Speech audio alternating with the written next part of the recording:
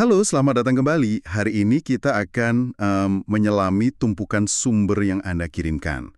Topiknya ini salah satu momen paling membingungkan dalam investasi, yaitu fase di dasar pasar. Misi kita hari ini bukan buat main tebak-tebakan harga ya, tapi kita mau bongkar sesuatu yang jauh lebih rumit, perang batin. Pertarungan antara data teknis yang dingin di layar, seperti akumulasi atau base, dengan kekacauan emosional di kepala kita. Di satu sisi, datanya seolah bilang, hey, sesuatu yang besar sedang disiapkan. Tapi di sisi lain, yang kita rasakan cuma trauma, bosen, sama ketakutan sisa dari kejatuhan kemarin. Jadi pertanyaan besarnya kan ini, kenapa fase awal kebangkitan pasar, yang sering disebut fase disbelief atau ketidakpercayaan, justru jadi momen yang paling menyiksa secara psikologis? Oke, mari kita bedah perang batin ini. Ini Emma yang menarik sekali, karena ini benar-benar memisahkan teori sama praktek di lapangan. Sumber yang Anda berikan itu punya metafora yang pas banget.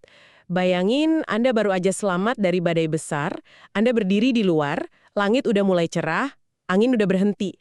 Secara objektif, badainya udah lewat. Tapi tubuh Anda masih gemetar, jantung masih berdebar, dan tiap kali ada suara dahan patah sedikit, Anda langsung waspada. Nah, itulah kondisi bottoming pasar. Secara teknis, badai penjualan mungkin selesai. Tapi, emosional kita masih kejebak di dalamnya. Ini adalah persimpangan jalan krusial, di mana investor yang pakai data dan yang dikendalikan trauma itu seringkali, ambil arah yang beda banget. Oke, mari kita mulai dari getaran yang paling kuat itu. Trauma. Setelah berbulan-bulan lihat portofolio merah terus, rasa sakitnya itu kan nyata. Dan disinilah, menurut sumber Anda, otak kita mulai mainin trik. Namanya recency bias. Pada dasarnya, otak kita itu menganggap apa yang baru saja terjadi Yaitu harga yang turun terus. akan terjadi selamanya. Betul. Kayak kalau seminggu cuaca mendung terus, kita jadi lupa rasanya matahari. Dan mulai pasrah kalau langit bakal selamanya abu-abu. Dan bias ini bukan cuma perasaan gak enak, tapi dampaknya nyata. Munculnya fear of pulling the trigger. Atau ketakutan buat neken tombol beli. Sumber Anda menyoroti dialog internal yang terus berulang di kepala investor di fase ini.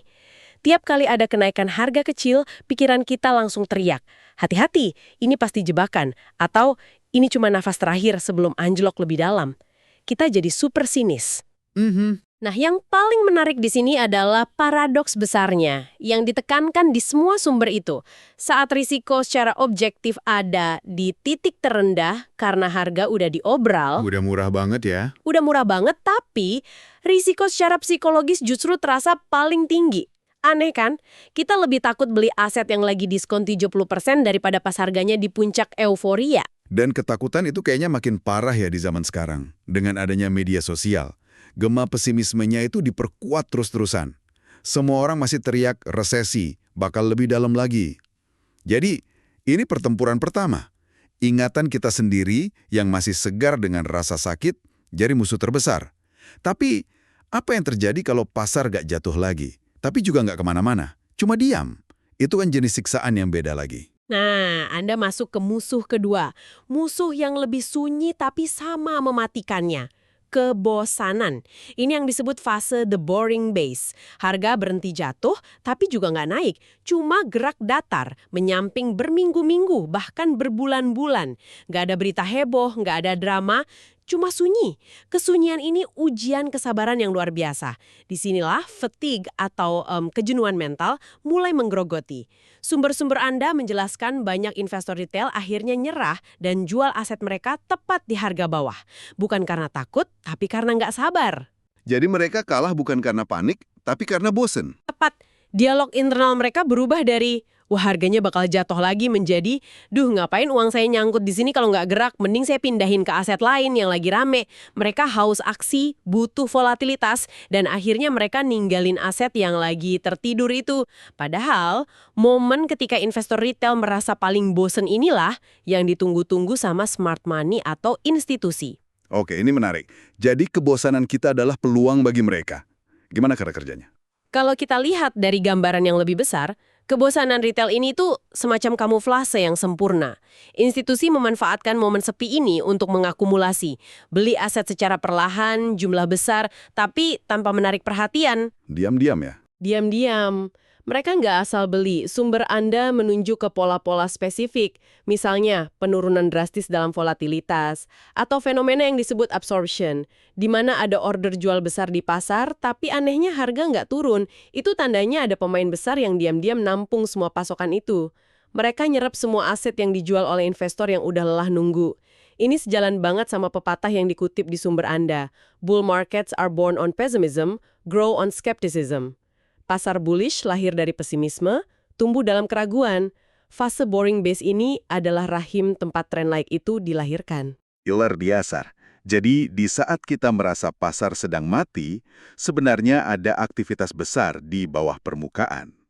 Oke, kita sudah lewati fase trauma dan kebosanan. Lalu, pasar akhirnya mulai bergerak. Ada kenaikan harga yang sedikit lebih signifikan. Seharusnya ini kabar baik, kan? Tapi disinilah inti pembahasan kita, di mana perang batin mencapai puncaknya. Fase disbelief, ketidakpercayaan. Ini adalah pertarungan mental yang paling brutal. Kenapa?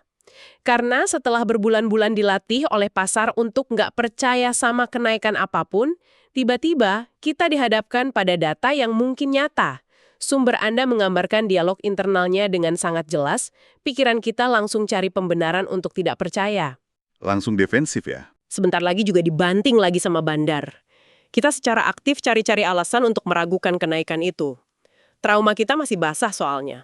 Jadi, apa yang terjadi sama orang-orang ini? Apa mereka benar-benar ketinggalan kereta sepenuhnya? Akibatnya bisa parah sekali. Mereka melewatkan titik masuk terbaik di awal sebuah tren besar. Mereka terus nunggu konfirmasi yang sempurna, yang ya sejujurnya nggak pernah ada di pasar. Mereka bilang, saya akan beli kalau harga udah naik 20% dari bawah. Tapi pas itu terjadi, mereka mikir, wah udah ketinggian, saya tunggu koreksi dulu. Pas koreksi datang, mereka takut itu awal kejatuhan baru lagi. Jadi, serba salah terus? Serba salah. Mereka terus menunda, nunggu sampai semua keraguan hilang. Tapi masalahnya, pas keraguan hilang, pas semua orang udah optimis, peluang terbaiknya juga udah hilang. Harga udah terlanjur mahal. Tunggu, sumber Anda juga menyinggung soal ego. Ini poin yang menarik. Berarti ada investor yang secara nggak sadar lebih milih rugi daripada harus ngaku analisis mereka sebelumnya salah. Tepat sekali. Dan ini jebakan psikologis yang sangat kuat. Bayangin Anda udah berbulan-bulan bilang ke teman-teman atau nulis di medsos kalau pasar akan hancur atau ekonomi resesi parah. Narasi itu jadi bagian dari identitas Anda, dan terus tiba-tiba data mulai nunjukin sebaliknya. Harga pulih, data ekonomi membaik. Ego kita sulit sekali nerima ini. Mengakui kalau tren mungkin udah berbalik, itu rasanya kayak ngaku, saya salah besar. Akibatnya, kita jadi buta sama data-data baru. Kita malah makin gencar cari data yang dukung keyakinan lama kita, sebuah bias konfirmasi. Bahkan ketika pasar udah jelas-jelas bergerak ke arah sebaliknya. Jadi, setelah kita paham semua jebakan ini, trauma, kebosanan, ketidakpercayaan, bahkan ego, pertanyaannya, gimana cara memenangkan perang batin ini? Apa sih yang bedain seorang profesional di fase krusial ini? Gimana cara kita beralih dari ketakutan ke objektivitas? Berdasarkan rangkuman dari sumber-sumber Anda, ada 3 pilar utama yang membangun pola pikir profesional. Pilar pertama, dan ini yang paling fundamental, adalah objektivitas di atas emosi. Mereka secara sadar misahin apa yang saya rasakan dari apa yang data tunjukkan. Oke, kedengarannya bagus secara teori, pisahkan emosi. Tapi prakteknya gimana? Emosi kan manusiawi banget. Betul, kuncinya bukan ngilangin emosi, tapi nggak ambil keputusan berdasarkan emosi. Caranya adalah fokus ke data yang bisa diukur. Profesional melihat fase akumulasi sebagai fakta teknis. Mereka analisis volume profile buat lihat di level harga mana transaksi terbesar terjadi. Itu zona fair value yang baru. Mereka lihat market structure, apakah harga berhenti bikin lower low, apa harga mulai bikin higher high. Ini fakta-fakta di layar, bukan firasat di kepala. Mereka punya checklist objektif dan mereka patuh sama checklist itu terlepas dari perasaan mereka hari itu. Jadi punya sistem yang jelas untuk ngalahin dorongan emosional. Oke, masuk akal. Lalu pilar kedua. Pilar kedua adalah kesabaran sebagai strategi aktif. Bagi investor amatir, fase datar yang ngebosenin itu sinyal buat keluar. Bagi profesional, fase dasar yang panjang dan membosankan itu justru sinyal yang sangat bagus. Sumber Anda ngasih kutipan yang gampang diingat.